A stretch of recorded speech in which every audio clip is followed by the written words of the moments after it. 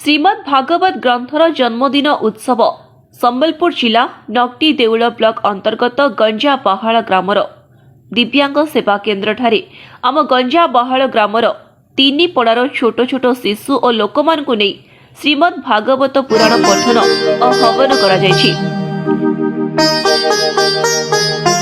ଦିବ୍ୟାଙ୍ଗ ସେବା କେନ୍ଦ୍ରର ମୁଖ୍ୟ ଶ୍ରୀମାନ ହରେକୃଷ୍ଣ ବିଶି ଓ ଧର୍ମପତ୍ନୀ ଶ୍ରୀମତୀ ମମତା ବିଶି କର୍ତ୍ତା ରୂପେ ଶ୍ରୀଯୁକ୍ତ ରୁଦ୍ରପ୍ରସାଦ ଶତପଥୀ ପୁରୋହିତ କାର୍ଯ୍ୟ କରିଥିଲେ।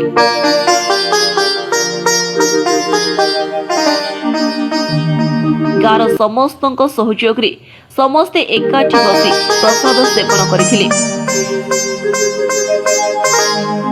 ସହଯୋଗ କରିଥିଲେ ହେମନ୍ତ କୁମାର ଧଳ, ସିକୁନ ଧଳ, ଅଶ୍ୱିନୀ କୁମାର ବିଶି ଓ ମମତା ବିଶି। ବ୍ୟୁରୋ ରିପୋର୍ଟ ସତ୍ୟ ନ୍ୟୁଜ 24। ଆପଣ ଦେଖୁଛନ୍ତି ସତ୍ୟ ନ୍ୟୁଜ 24।